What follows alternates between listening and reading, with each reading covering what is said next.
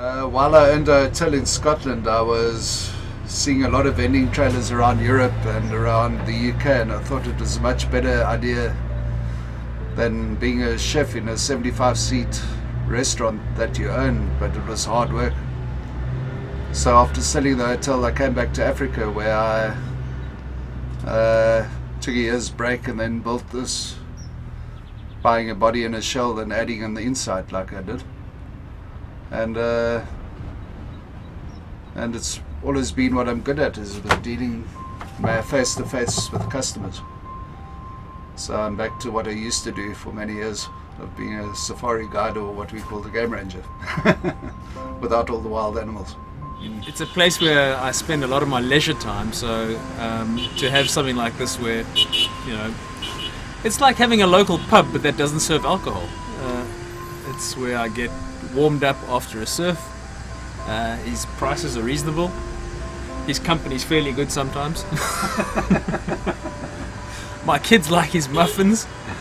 And he does an honest day's work here, sunrise to sunset, and everybody should support him that surfs here and that lives in the area.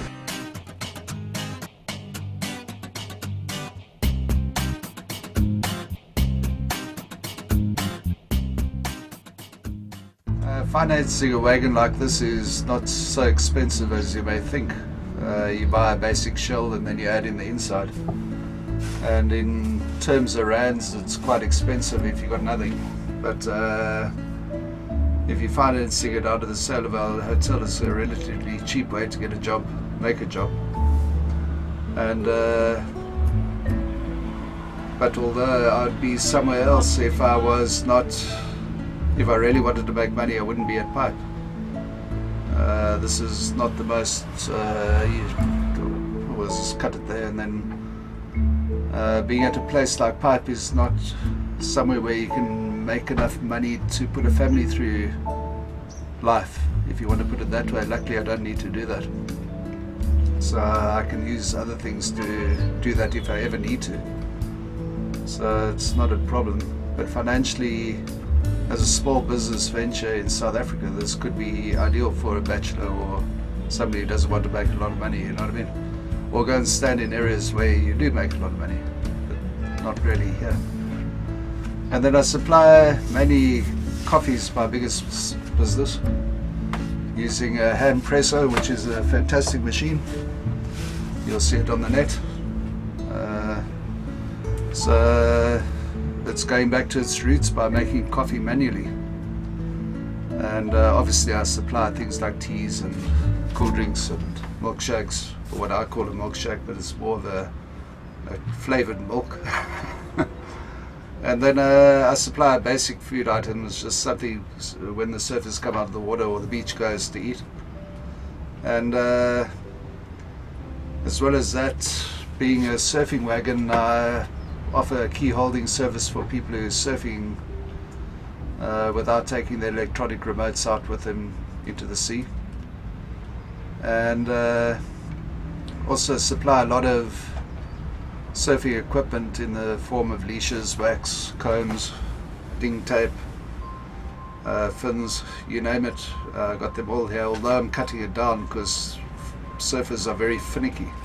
So I'll be supplying to higher items, and they can go to the surf shop and choose the pink one or the red one or the green one or the blue one, whatever, and not a silver one. And instead of 6 foot or 7 foot, you know what I mean? So, but I will be supplying boards for hire with the new incoming season. We decided we'll go with the surfboards rather than the leashes and things, so and people can hire them here.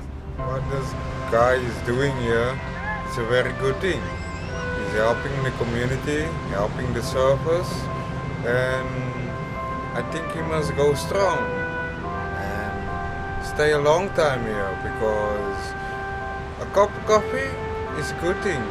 And he is a chef. He makes good food, good muffins. Well, this is here and there, a little bit more people must know him, especially the bathers, but that will happen in the summertime. As a service to the beach going community, and obviously surfers, boogie boarders, wave skiers, SUPers, you name it. I've got about 220 likes at the moment, and most of them like my page so they can see what the surf's doing on a daily basis. Where I take an early morning photograph, and if conditions change during the day, I upload more photographs as the conditions change. For example, today I've only done the one because there's been no change in conditions really. Warwick is great local here, doing some awesome things with his coffee and muffins and hamburgers.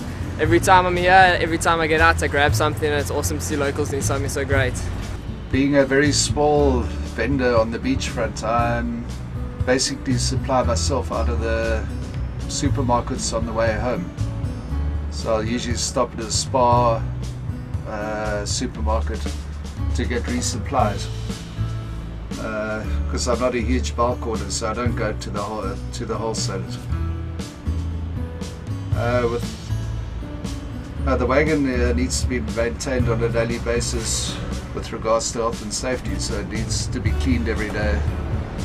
You have to get rid of all your waste, dirty water, etc., give it a clean, and restock for the next day. So that's a daily chore that you've got to do. And on busy days you might take the next day off because the wagon gets dirty, and then you've got to give it a proper clean. And then general maintenance of wagons included greasing, various things that need to be greased. Being in a harsh climate, you have to maintain the chassis once or at least once a year, give it a good clean and then a repaint so it doesn't rust away. And probably the biggest maintenance costs in this are the motor vehicle that you tow it with regards to shocks, brakes, engine wear, gearbox.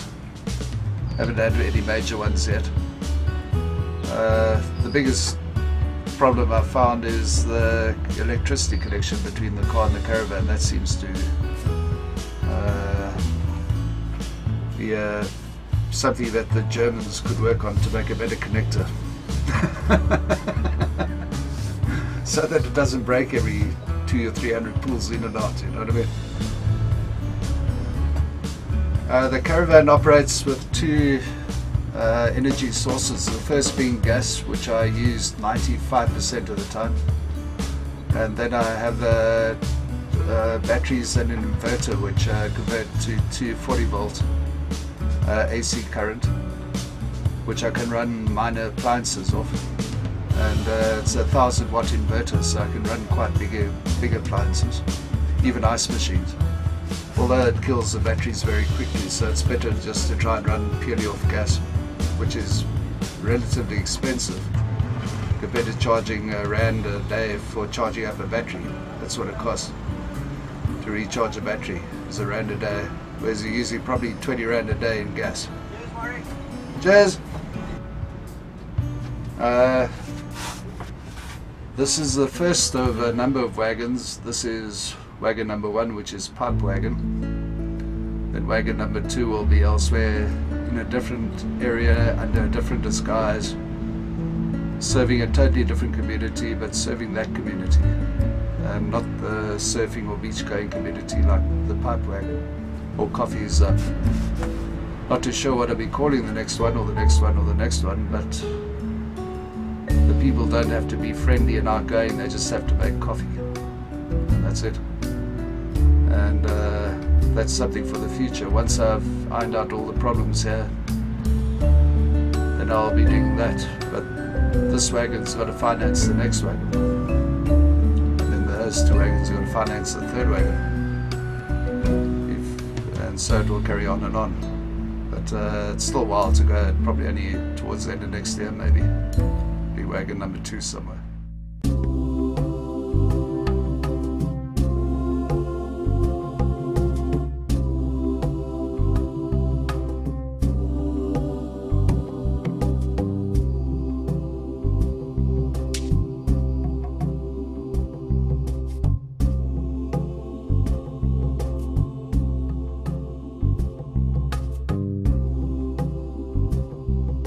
Made the community spirit much better. I love his coffees. I haven't eaten any of his food, but Everyone loves it, and it's just great having him here.